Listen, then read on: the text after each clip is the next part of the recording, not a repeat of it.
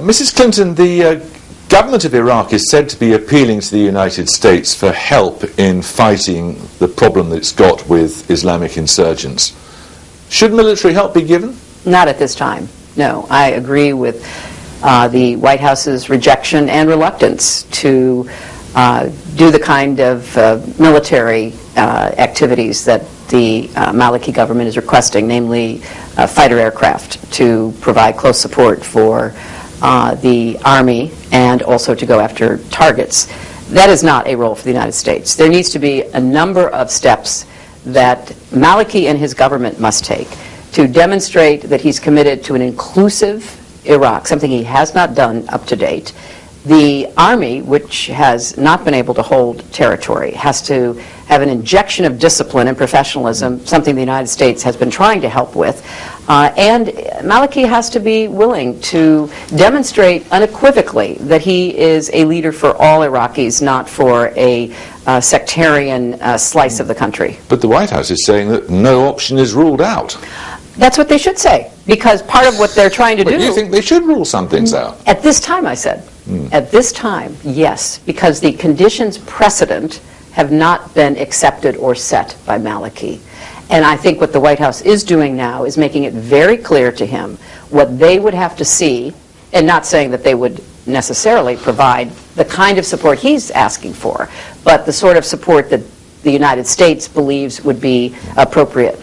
But it would be inappropriate to send in ground forces of any kind? Yes, that is not going to happen. Never, under any circumstances? Well, I mean, I never say never, because one doesn't know. The world is so unpredictable, but certainly not in any foreseeable future that I'm aware. When you look at what's happening in Iraq, do you feel guilty that you supported the invasion? Well, as I say in my book, I made a mistake giving the Bush administration and the authority that I voted for. It was not used as I had expected it to be used, and the entire implementation strategy was flawed. So yes, I made a mistake, and I deeply regret the consequences. Because that country wasn't broken before the invasion, was it? It was broken. It was a broken country, even though it had a dictator who could, by force and brutality, hold it together. But remember, he'd also invaded Kuwait, and he had gassed the Kurds. He was no shining example of sovereignty and territorial integrity.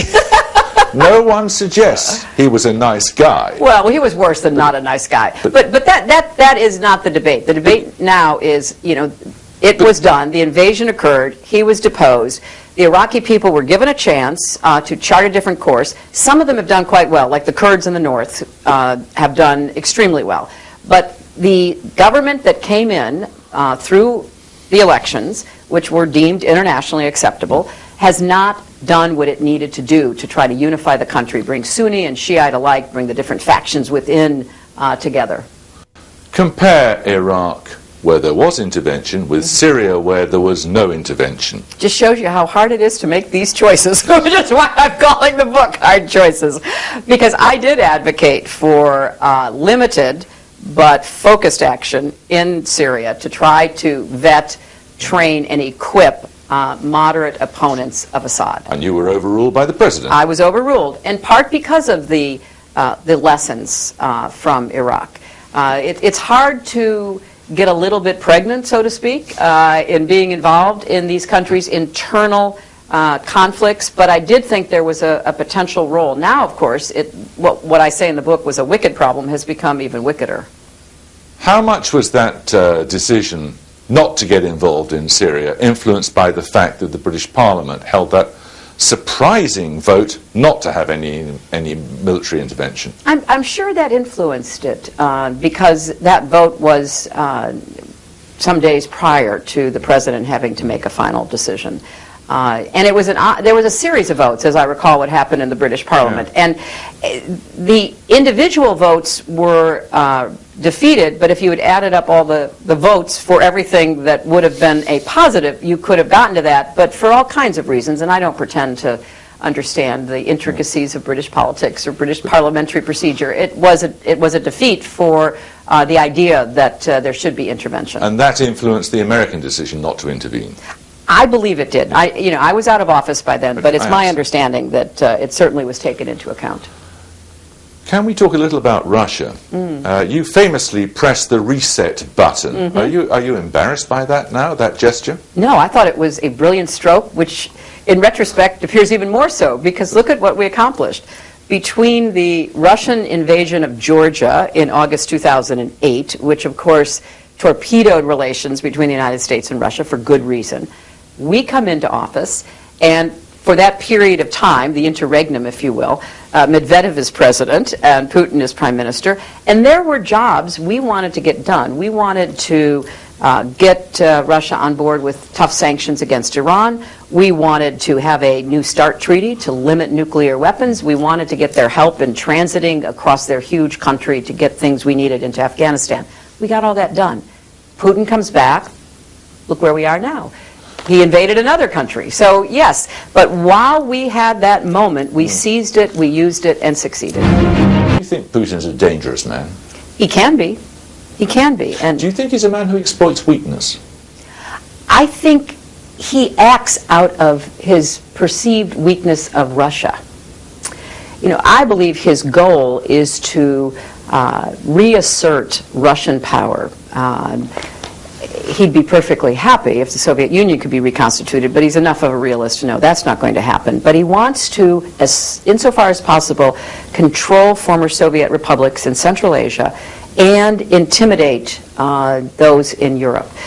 And of course, like any person with a view that that's what power should be used for, if he sees weakness or if he sees disorder, because I think he was as affected by what he perceived as disorder in Ukraine than by weakness. He acted in large measure because of what was happening in Maidan Square. And of course he's going to explore and push the boundaries as far as he can. You made some very strong comments about Ukraine, but you would concede that Ukraine is in Russia's sphere of influence, No, of course I would not. You wouldn't? There cannot be spheres of influence in today's world, particularly in post-World War II. Not even in the case of Cuba and the United States? No, well, they're clearly not in our sphere of influence. I talk about that too in the book. Let's end the embargo, put the onus on them. But going back to Russia and Europe, Russia wants a sphere of influence. That's what this is all about. Yeah. You know, Georgia, don't you dare choose as a sovereign nation that you want to look for Europe. It's got legitimate concerns there, hasn't it? No, he does not. Think of the energy he is using to plot and conspire against the freedom that the people of Eastern and Central Europe have gained in the last 20-plus years because of the fall of the Soviet Union. Russia could be a truly great country, not a bullying country, not totally dependent on oil and gas and using it to intimidate its neighbors, but he's made a different choice, and it's a regrettable choice for Russia. Every country has vital interest, doesn't it? Yes, absolutely. Absolutely. And isn't the security of Ukraine a vital interest for Russia? No, it is not. I mean, Ukraine is a customer for Gazprom. Ukraine has Russian ethnics, Russian speakers, so there are cultural connections. But Ukraine became an independent country. Of course, Russia can try to partner with Ukraine, but Russia should not feel that it can give orders to Ukraine, and if Ukraine doesn't abide by those orders, it can take aggressive action. That's not acceptable. When you were running American foreign policy, you must have thought, what are America's vital interests here? And you must have thought about something else. Now, at the time the British were the imperial power in the world, someone like Palmerston could have given you a one-sentence definition of what the British Empire was about. What's America about in the world now? Well, we're certainly not about an empire. We never have been about an empire. It's one of the very important differences that sets us apart. We do take military action, as you know, and then we go back home. But what we are about is promoting our values. Absolutely. I believe there should be a contest of values. If Russia believes, for example, its system is better than the West's, that Ukraine should not be part of the European Union, getting to make choices for itself, let the people of Ukraine hear both sides and then figure out what they want to do, not having it imposed. And I hope that what we can return to is that kind of debate about the future in the 21st century. And the United States will certainly be a vigorous proponent of what we believe and what we want to see happen. How would you summarize what those vital interests and vital values are? It starts with security, which is the number one issue for any government, and we need to protect our people and our friends and partners and allies around the world. Secondly, we have to promote global prosperity and a rules-based order that needs to be updated to fit the modern conditions in the global economy, to promote broad-based, inclusive prosperity. Thirdly, we want to promote and protect human rights. We think that's part of our DNA, our mission. And so when you look at our promotion of our values, our pursuit of our interests, and the protection of our security, we have to all the time try to figure out which is first, which is second, which is third in every situation. You say in the book that there was a shift of emphasis in American foreign policy. You're less preoccupied with what Rumsfeld called the old Europe. You're less preoccupied with the transatlantic relations and alliances, and more preoccupied with things going on in Asia and other parts of the world. Does that mean that Europe's less important to you now than it used to be? No, and I try to make very clear in the book that I thought we needed to renew and rebuild the important alliances that we have in Europe. I mean, Europe are our partners of first resort. This is where we really live. However, when I became Secretary of State, I quickly learned that Asia thought the Bush administration had totally neglected it. And we have vital interests there. We have defense treaties that we have promised to defend people. So it wasn't moving away from, it was pivoting toward without losing the importance, because I went to Asia in February, I went to Europe in March, and made that case from the very beginning. And what about the boring old cliche about the special relationship? Is that worth anything nowadays? It's worth everything to me and to our country. I'm a big Anglophile when it comes to special relationships, in part because I do think we see the world very similarly. I worked with two foreign secretaries, one Labour, one Tory. I had so much in common with both David Miliband and William Hague. We could talk about things in an easy, open fashion. Despite their political differences or differences even in our own country, there was this base of understanding that was so reassuring. Do you think Britain's influence and utility to the United States would be enhanced or diminished by holding a referendum on whether to stay in the European Union?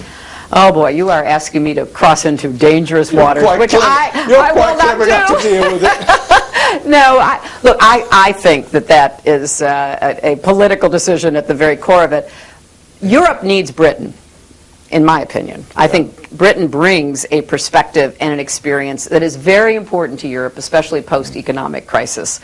So Britain will have to decide if they agree with that. And what about whether Scotland is integral to Britain? Oh, I would hate to have you lose Scotland. I got an honorary degree from St. Andrews, which I was perfectly happy to interfere in British politics on the question of the Union. Why not on other matters? Well, I would say I hope that doesn't happen. But again, I don't have a vote in Scotland, but I would hope it doesn't happen. Why?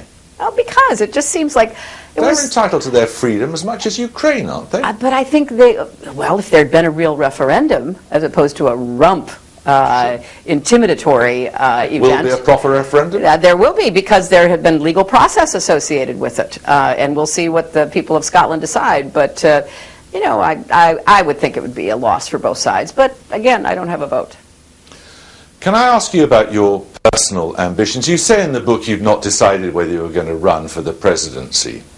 Other factors are going to decide it for you. What are those other factors? Well, they're very both personal and political. I mean, personally, I'm about to be a grandmother in the fall. I'm very excited about that. I want to relish the experience. I don't want to be sort of passing through it and looking forward. I want to be right in the middle of it. And a presidential campaign, if one decides to do it, is 24/7, all-consuming. I'm not ready for that. But the most important thing, as I say at the end of the book, is not the questions, will you run or can you win, but what's your vision for America and can you lead it there? I mean, we're going through one of our periodic political messes.